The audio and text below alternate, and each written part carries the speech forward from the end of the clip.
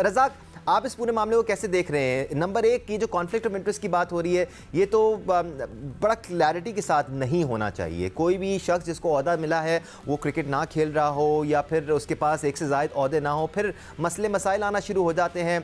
अगर आपने सही चलना है तो इन चीज़ों को अभी से क्लैरिफाई करना होगा। डेफिनेटली दानिश, देखें, एक तो सिस्टम की हम बात करते हैं तो ये तो थोड़ा स्ट्रेंज लग रहा है कि इस तरह की चीज़ें हो रही हैं। और डेफिनेटली हम भी यही चाहते हैं कि जिसको भी जिम्मेदारी दी जाए बाकायदा उससे रिजल्ट लिए जाएं।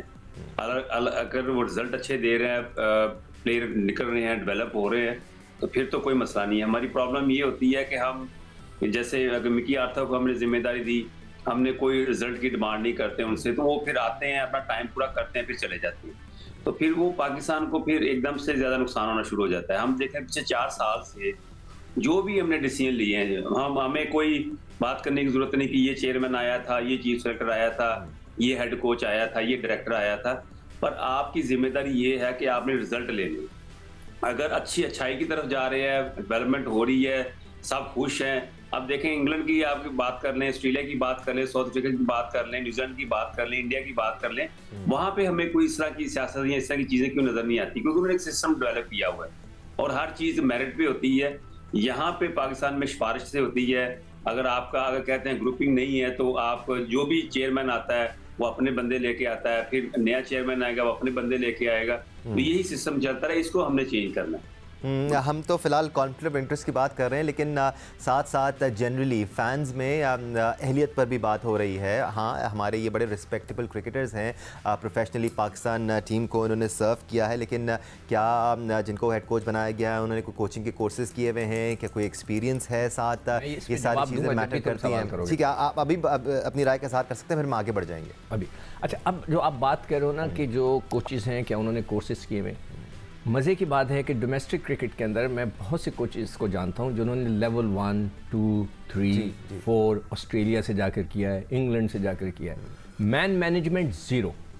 जितनी हमने उनकी कहानियां सुनी लोगों की, डिग्रियां तो हैं मगर देखो डिग्रियों से कुछ नहीं होता। एक आदमी में एक स्किल्स भी होनी, एबिलिटी भी होनी चाहिए, स्किल्स भी होनी चाहिए, मैन मैनेजमेंट। और इसका ताल्लुक इससे भी नहीं है कि आपने कितने मैचेस खेले हुए हैं। बिल्कुल नहीं, या कितने रन किए। दुनिया के जितने बड़े कोचेस हैं आप उनको देख लें, कोई बहुत बड़े बड़े क्रिकेटर्स नहीं हैं। जो बड़े बड़े क्रिकेटर्स हैं वो कभी भी कोच नहीं। मिसालें मिल जाएंगी आपको वन ऑफ, मेंटोर बन जाते हैं। जैसे वीवेन रिचर्ड्स है, वो मेंटोर है, he is not a coach. इस किस्म के लोग, स्टीव वॉ वगैरह थे, वो मेंटोर थे, जाकर जो भी वो लेक्चर्स देते होंगे। तो ये भी एक जगह है, एक फैक्टर है कि जो लोग हाईली डिग्री वाले जो कोचेज़ हैं वो एक तरफ हैं, और आपने एक्सपेरिमेंट कर लिया। वकार यूनुस विदाउट एनी कोचिंग आपने उनको चीफ कोच बनाया। मिसबाह उल हक उठाया, 3 ओहदे उनको दे दिए, बना दिया, और वो साथ साथ पीएसएल में भी कोचिंग करते रहे। वो भी करते रहे। अब आप हफीज़ को दे रहे हैं। क्या हफीज़ ने कभी ज़िंदगी में कहीं किसी ऑफिस में बैठ के काम किया है? क्योंकि मैं तो खैर खुद कहा है कि भाई उनको अब आपने बना दिया ना, 1 साल दे दें, खामोश हो जाएं पीछे। मगर अब ये सवालात हो रहे हैं तो उसके पर मैं बात। और ये चीजें भी एडिशनल होती हैं सिकंदर, जरूरी नहीं कि वो ना हैंडल कर पाए, हो सकता है बहुत अच्छी तरह हैंडल कर पाए। Is a very mature individual, बाकायदा प्रोफेशनल है। हम उनको एज अ प्लेयर भी प्रोफेसर कहा जाता था। हाँ। तो वो इन चीज़ों को हैंडल करने में आई एम श्योर पेश नजर आएंगे। सिकंदर, हम थोड़ी सी लोगों के लिए भी प्रोग्राम में तोहफे तहफ़ का सिलसिला शुरू कर लेते हैं, उसके बाद हम मजीद बात भी करेंगे। कल हमने आपसे स्पार्क स्मार्टफोन्स के लिए सवाल किया था कि वर्ल्ड कप में सबसे ज़्यादा छक्के लगाने का रिकॉर्ड किसके पास है, तो जवाब है द हिटमैन रोहित शर्मा, और सही जवाब दिया मोहम्मद अब्बास खान ने। इनका ताल्लुक अटक से है। मोहम्मद अब्बास खान, बहुत मुबारक हो आपको, आपने स्पार्क स्मार्टफोन जीत लिया है। हम उन लोगों के लिए जिन्होंने अभी तक कोई प्राइज़ नहीं जीता है उनके लिए भी आज का सवाल शामिल कर लेते हैं। लेग ब्रेक गूगली बॉलिंग किस पाकिस्तानी क्रिकेटर की पहचान है? तो आज का सवाल है, लेग ब्रेक गूगली बॉलिंग किस पाकिस्तानी क्रिकेटर की पहचान है? अगर आपको जवाब पता है तो स्क्रीन पर डिटेल्स आ रही हैं, यहाँ पर आप अपना जवाब हमारे साथ शेयर कर सकते हैं। राइट, कल ओडिया वर्ल्ड कप का फाइनल भी खेला जाने वाला है, हम उस बारे में ज़रूर बात करेंगे और बहुत सारी बातें करनी है। ज़रा कप्तानों पे आ जाते हैं। पाकिस्तान क्रिकेट बोर्ड ने ना सिर्फ मैनेजमेंट में तब्दीली की है, कैप्टन्स भी तब्दील हो चुके हैं।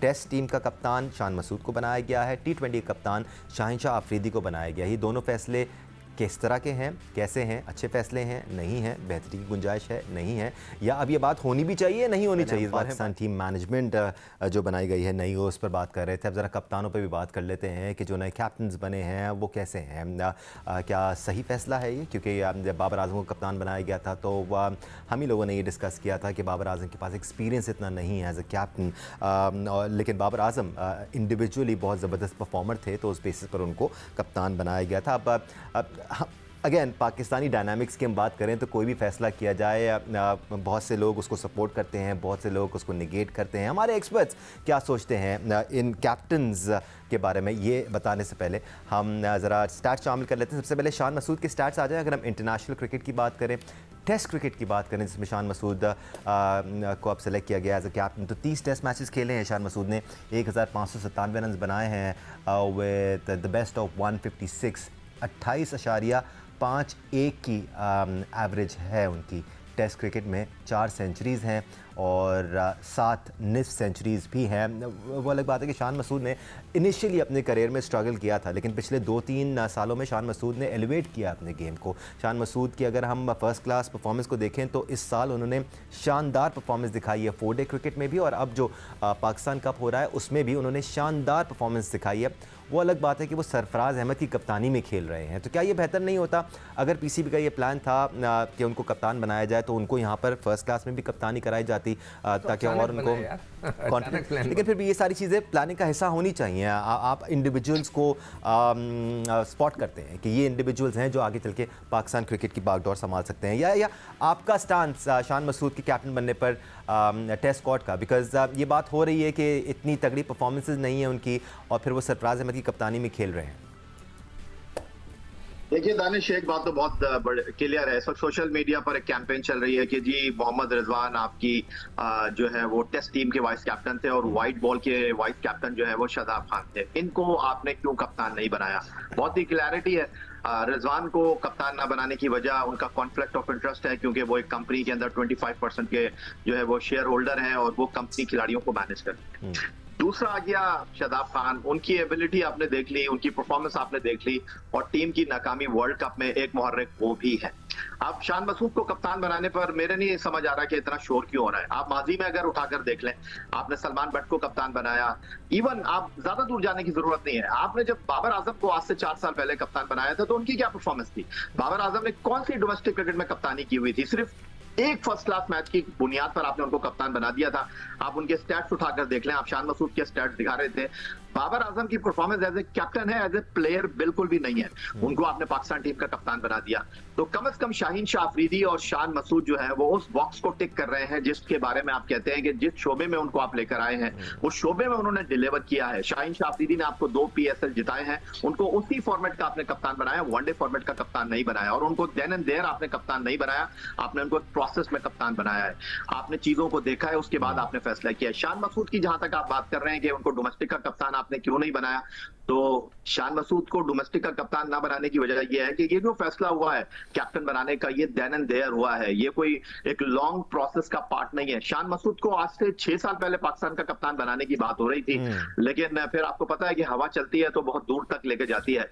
फौरन जो है सब जो है वो गर्विदा हो गए बाबर आजम के, और उन्होंने कहा इनको टेस्ट भी दे दो, वनडे भी दे दो, T20 भी दे दो, चाहे वो उसके अहल थे या नहीं थे। तो ये एक चीज थी जिसकी बुनियाद पर शान को कप्तान बनाया गया। उनकी परफॉर्मेंस पर बिल्कुल आपका सवाल ठीक है, उनको परफॉर्म करना पड़ेगा, वो कप्तान बने हैं। तो ये एक चीज है जिसका मेरा ख्याल है कि अब सबको इदराक होना चाहिए।